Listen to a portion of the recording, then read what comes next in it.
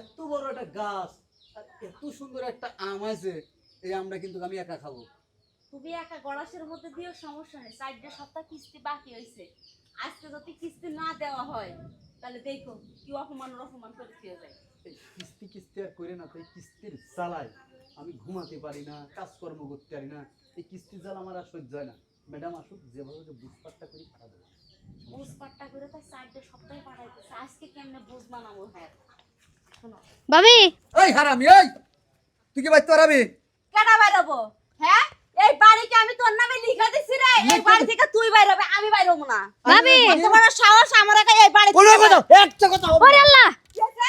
একটা কথা হবে না কোনো। কিসের একটা কথা হবে না? না হ্যাঁ না, তুই কি এই কাজ করলি? কি করছিস? ভাই কি করলি মানে? তুই করিস নাকি? তুই করিস নাকি? দৌড়া ভাই দেহ যন্ত্রণা পারাবি, তুই বাইতে পারাবি? কেডা বাইর হবো? কিরা মানে? এই বাড়ি থেকে যদি আমি বাইরে আমার লাশ বাইর হবো, তুই কি মনে করছিস তোর হাত দেখামু, মাংস খামু, চামড়া দিয়ে ঢুকঢুকি বাজামু? আপনি জ্বালাতে আইছেন না? এই আপনার জন্য আমার এই অশান্তি এত। কথাবার্তা যা কইবেন একেবারে ঠিক করে কইবেন। আপনার বেকাতারা কথা শোনার জন্য আমি আসি নাই। তাই কি লেগে আসছেন এই জায়গায়? হ্যাঁ আমার জামাই চেহারা দেখা লেগে আসছেন? এই আপনি 2 দিন পর পর এই বাড়ির মধ্যে অশান্তি বাদে আপনার লেগে, আপনি কি লেগে আসেন এই জায়গায়? 4 সপ্তাহ হয়ে গেছে ভাবি, কিস্তি দিতেছেন না। আমার তো ঠেলা পাউন লাগে যায় অফিসের মধ্যে। তুই কি বাইতে পারাবি? কেডা? তুই যাবি, তুই বাইতে আমি পারাবি? বাড়ি থেকে বাইরে হয়ে যাবো, আমার এত জ্বালা যন্ত্রণা আর ভালো লাগে যা, না। তোর আমি আপনারা প্রমাণ দুই করে জামাই দিবো, যা। বউ ঝগড়া করেন, মারামারি ফাড়াফাড়ি যা খুশি করেন, আমার কিস্তির টাকাটা দেন। আজকে আমি টাকা ছাড়া যাম না। আরে আপা, আপনি কি বুঝাবো এই হারামজাদি? এই হারামজাদির যদি আপনি নঙ্গনীলা জানতেন তাহলে বুঝতেন যে আমি কি করি, সংসার করি।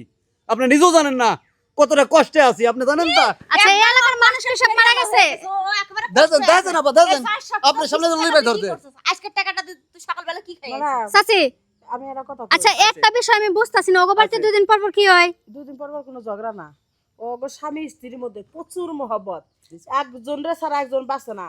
এই কিস্তি এলাইলি ওগো ঝগড়া বাজে, এটা ইচ্ছা করে বাজাইছে। কি হ্যাঁ এত বড় কাহিনী? হ্যাঁ ম্যানেজারের কাছে ফোন দিই। হ্যাঁ, দাও তো, ম্যাডাম, ফোন দাও। আসসালামু আলাইকুম স্যার। স্যার হইতাছে যে আমি যেই বাড়িতে কিস্তির জন্য আইছি 4 সপ্তাহ ধরে যে কিস্তি বাকি পড়ে রইছে, ওরা টাকা তো দিতাছেই না, উল্টা আরো 2 জামাইবু আমার সাথে ডংসং কম কাহিনী করে। পুলিশ পাঠাবেন? ঠিক আছে স্যার, তাহলে আমি এখানে রইলাম, আপনি পুলিশ পাঠান। হ্যাঁ হ্যাঁ হ্যাঁ, ওই বাম পাশের গলে দিয়ে ঢুকলেই হবে। ম্যাডাম, বেজা ম্যাডাম, পুলিশ টুলিশ পাঠানোর দরকার নাই। কয় সপ্তাহ বাকি আছে? 4 সপ্তাহ বাকি, আজকে সহ 5 ছাপ। মৌ, একটা কিস্তি আপাতত দাও, এই কিস্তিটা দাও। কিসের একটা? পুরা 5টাই দেওয়ান লাগবো। পাঠাও তোমার পুলিশ। তোর পুলিশ কি করে আমি দেখতেছি। ও এক সপ্তাহ দিতে যাচ্ছি, তুমি রাজি হচ্ছ না।